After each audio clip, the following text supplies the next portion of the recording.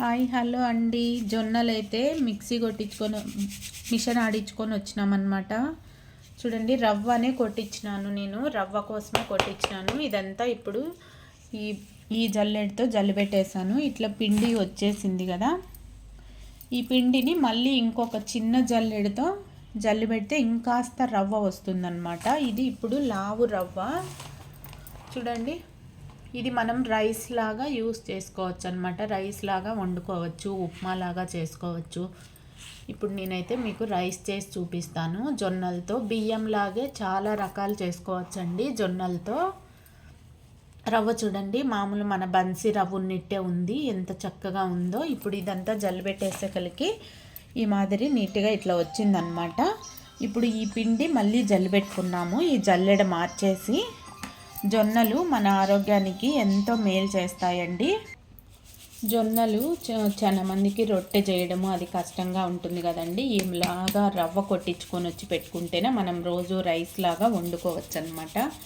చూడండి, ఇదైతే లావు రవ్వ ఫస్ట్ తేలింది. ఇప్పుడైతేనా మళ్ళీ జలిపెట్టేకలికి ఈ సన్న రవ్వ, ఇది మనము ఇడ్లీలోకి వేసుకోవచ్చండి. ఈ మాదిరి వచ్చిండేది ఇడ్లీ పిండి.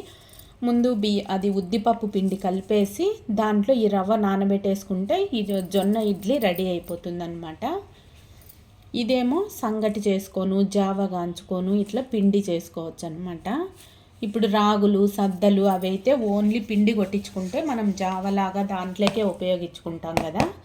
ఈ జొన్నలు ఒక్కటే ఈ మాదిరి రవ్వ కొట్టించుకుంటేనా మనకి ఇట్లా 3 విధాలుగా బాగా ఉపయోగపడుతుందండి. మన కడుపుకు మంచి హెల్దీ ఫుడ్ అనమాట ఇది.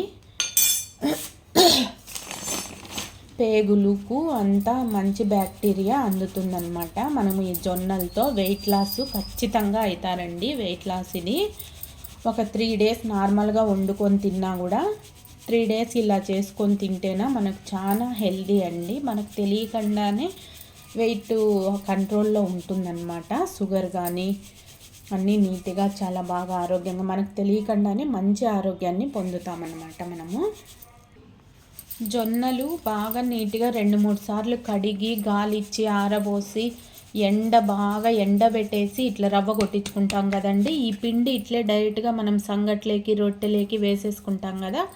అలాగే ఈ రవ్వ కూడా మనం ఒక్కసారి వాష్ చేసేసి నీళ్ళు వంచకపోయినా డైరెక్ట్గా అలాగే అయినా మనం వండుకోవచ్చండి రైస్ లాగా.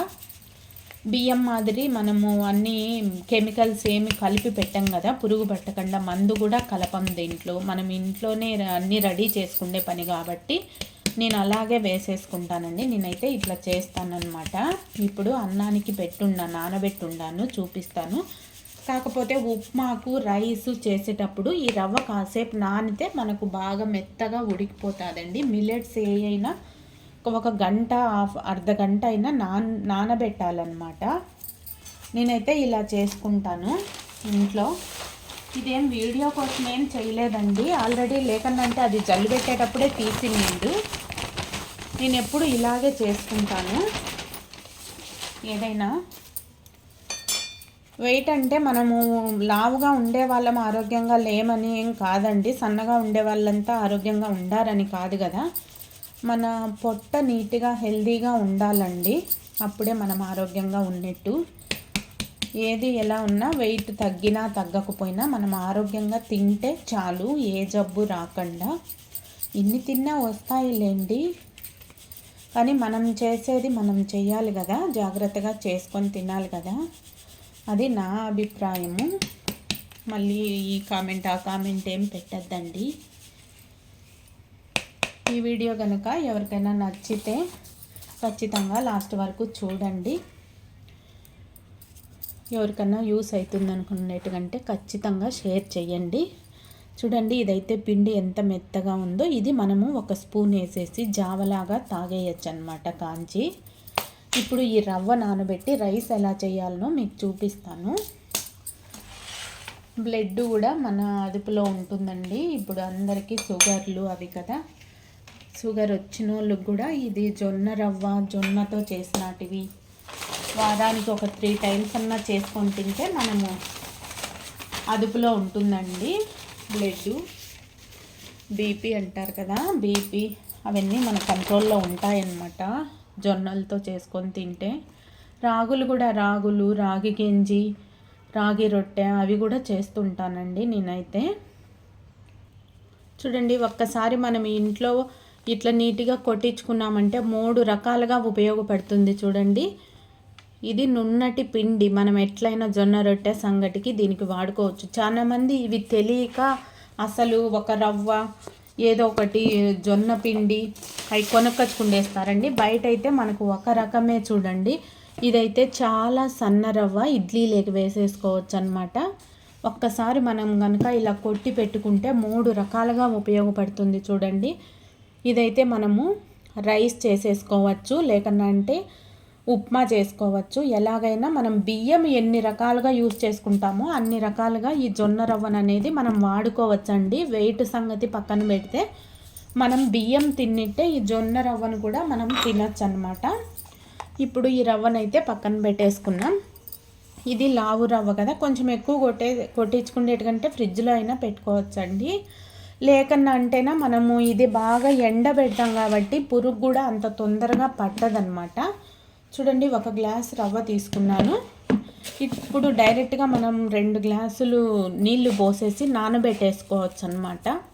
కానీ మీరు కడగలేదనే ఫీలింగ్ ఉంటేనా ఖచ్చితంగా కొన్ని నీళ్లు పోసేసి, ఏం వేస్టేజ్ ఏం పోదండి. మనం ఆల్రెడీ బాగా నీట్గా కడిగి పెట్టుకున్నట్టువే కదా ఇంట్లో జొన్నలు, వేస్ట్ ఏం కాదనమాట. చూడండి, నార్మల్ బియ్యం లాగే కడుక్కోవచ్చు, పైన పొట్టు తేలుతుంది అంతే. రవ్వ చూడండి ఎంత బాగుందో. చూడండి, ఇది పైన పొట్టు, మనం బియ్యము అది జొన్నలు ఆడిచ్చినప్పుడు వస్తుంది కదా, అది పొట్టు. వంచేయకుండా డైరెక్ట్గా ఇలాగైనా వేసుకోవచ్చు అనమాట. కాకపోతే వంచేస్తాను. చూడండి, ఇసుక అవన్నీ లేకుండా ముందు గాలిచ్చి కొట్టించిండేదండి ఇది. రాగులు అయితే, సద్దలు రాగులు అయితే మనం ఓన్లీ పిండికే వాడుకుంటాము. చూడండి, జొన్నలు ఇలా కనుక చేసుకుంటేనే మనం 3 రకాలుగా యూస్ చేసుకోవచ్చు అనమాట. అర్జెంటుగా అయినా వంట చేసేసుకోవచ్చు, చాలా హెల్దీ. ఇదంతా పొట్టండి, నేనైతే ఇట్లా వేసేస్తాను, పడేయనమాట. ఇది నార్మల్ రైస్ లాగే బియ్యానికి ఎట్లా కొలత తీసుకుంటామో ఆ మాదిరే 1 గ్లాసుకు 2 గ్లాసులు నీళ్ళు వేస్తానండి. చూడండి, ఇప్పుడు ఆల్రెడీ ముందు నానబెట్టి ఉండాను 1 గంట ముందు. ఇప్పుడు ఈ రవ్వ ఏం చేస్తారని మీకు డౌట్ రావచ్చు. ఇది ఇట్లే ఫ్రిడ్జ్లో పెట్టేసుకొని రేపు పొద్దున్నేకైనా మనం వేసుకోవచ్చు. లేదంటే సాయంత్రం వండినానంటే దీంట్లో పాలు వేసేసి తోడు వేసి పెడతానండి. పొద్దున్నే టిఫిన్ లాగా కూడా తింటాము. మేమైతే ఇలా యూజ్ చేసుకుంటామని మీకు చెప్తున్నాను. తెలియని వాళ్ళు ఎలాగైనా చూస్తారు, నేర్చుకుంటారు, చేసుకుంటారనే ఉద్దేశంతోనే ఈ వీడియో చేస్తున్నానండి. ఇప్పుడైతే మనము రైస్ ఎలా చేయాలనో చూద్దాము. నానబెట్టి ఉండాను ఆల్రెడీ రవ్వ. పొంగొచ్చిందాక అలాగే ఉన్నిద్దాము. 1 చిన్న ఉప్పు రాయి వేస్తున్నానండి. నేనైతే వేస్తాను మరీ సప్పగా లేకుండా. అట్లా అన్నం చేసేటప్పుడు కొంచెం 1 ఉప్పు రాయి వేసుకుంటాను.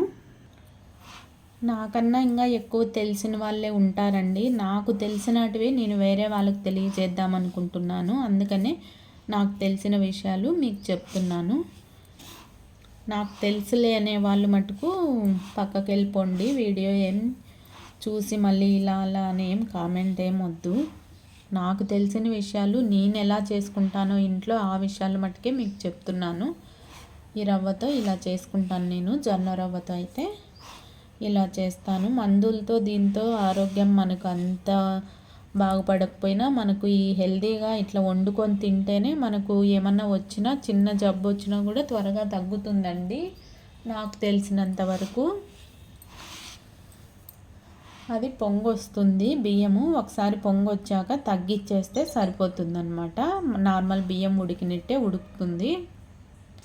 రవ్వ కొట్టించుకొని వస్తే ఖచ్చితంగా పిండి అనేది వస్తుందండి. మీరెందు అలాగే చేసేసుకుంటేనా అది జావలాగా అయిపోతుందన్నమాట. ఖచ్చితంగా ఈ మాదిరి మనం జల్లి పెట్టుకొని వాడాలి. రవ్వ కంటే రవ్వే ఒక్కటే రాదు కదా. ఇలా పొంగ అయితే వచ్చిందనమాట. ఇప్పుడు మనము మూత పెట్టేసి సిమ్లో పెట్టేస్తే కాస్తంత బిగించుకుంటుంది రవ్వ.